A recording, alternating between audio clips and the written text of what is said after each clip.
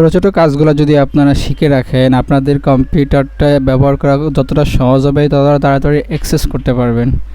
তো সেই সম্পর্কিত কিছু গুরুত্বপূর্ণ টিপস অ্যান্ড ট্রিক্স আমি আপনার সাথে শেয়ার করবো। আশা করি ভিডিওটা শুরু থেকে শেষ পর্যন্ত দেখবেন, তাহলে প্রত্যেকটা টিপসই আপনাদের প্রতিদিনই কাজে লাগবে। তো চলুন কথা না বাড়িয়ে শুরু করা যাক।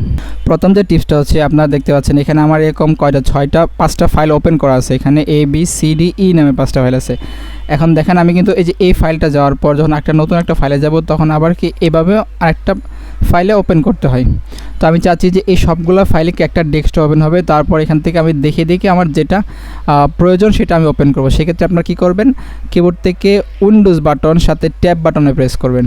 দেখবেন যে আপনাদের এই সবগুলো ফাইল এখানে শো করছে। দেখেন এখানে আপনার যে ফাইলে চাবেন সেই ফাইলে এখানে ঢুকতে পারবেন। আবার যদি আমি যাচ্ছি এবারে উইন্ডোজ এবং ট্যাব প্রেস করি, তখন দেখবেন যে এখানে যে আপনাদের যে ফাইলটা প্রয়োজন সেই ফাইলে কি আপনারা যেতে পারেন। এবং এখানে স্ক্রলিং করে নিচে যাবেন, তাহলে দেখবেন যে আপনারা যে গতকালকে যে কাজগুলো করেছিলেন বা তার আগে ইভেন লাস্ট 1 মাসের মধ্যে যে কাজগুলো করেছেন সবগুলো কাজই এখানে শো করবে। আপনারা দেখেন এটা হচ্ছে 15 সেপ্টেম্বর এরকম, আর এখানে 13 সেপ্টেম্বর, এখানে এই সবগুলো কাজই এখানে শো করবে। তো নতুন করে ফাইল খুঁজে বের করে ওপেন করতে হবে। আপনারা চাইলে এই হিস্ট্রি দেখে এখান থেকে ওপেন করতে পারবেন। তো 2 নম্বর টিপসটা হচ্ছে কীভাবে ইমোজি অ্যাড করবেন কিবোর্ড থেকে। আপনারা এখানে কিন্তু কোনো ইমোজি ব্যবহার করতে পারবেন না, তো এটা কি আপনারা কিবোর্ড থেকে ব্যবহার করতে পারেন। সেক্ষেত্রে কী করবেন, কিবোর্ডের উইন্ডোজ বাটন চাপ দিয়ে তারপর হচ্ছে ফুল স্টপে চাপ দেবেন। দেখবেন যেখানে ইমোজি চলে আসছে। তো এখান থেকে আপনারা চাইলে যে কোনো একটা ইমোজি কি অ্যাড করতে পারেন।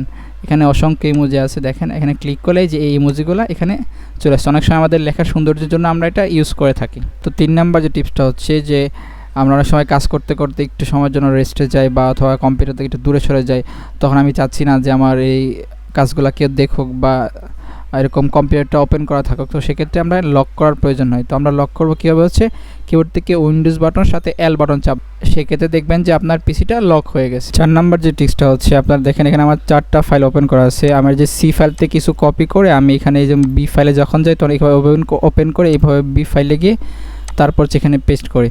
তো আমি চাচ্ছি যে এই যে এইভাবে বারবার না গিয়ে এভাবে একটার থেকে একটা বারবার এরকম অল্টার না করে এরকম কী করব, যে সরাসরি B থেকে C-তে যাবো কীভাবে। তো এখানে C আছে, আমি এখন B-তে যাই, এখান থেকে কপি করে B-তে পেস্ট করবো। সেক্ষেত্রে আমরা কী করবেন, কিবোর্ড থেকে অল্টা চাপ দিয়ে ধরে ট্যাবে চাপ দেবেন, দেখবেন যে B-তে চলে আসছে। আবার যে অল্টা চাপ দিয়ে ট্যাবে চাপ দিয়ে ধরেন C-তে চলে আসবে। 5 নাম্বার যে টিপসটা হচ্ছে, এটা হচ্ছে যে ফাইল নেম রিনেম করা। আমরা যখন কোনো ফোল্ডারের ফাইল রিনেম করি তখন সেক্ষেত্রে এখানে ক্লিক করে মাউসের রাইট বাটনে ক্লিক করে এখানে রিনেম করে সিলেক্ট করে তারপর রিনেম করি।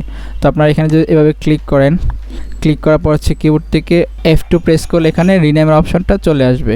তো আশা করি আজকে ছোট্ট টিপসগুলো আপনাদের উপকারে দেবে।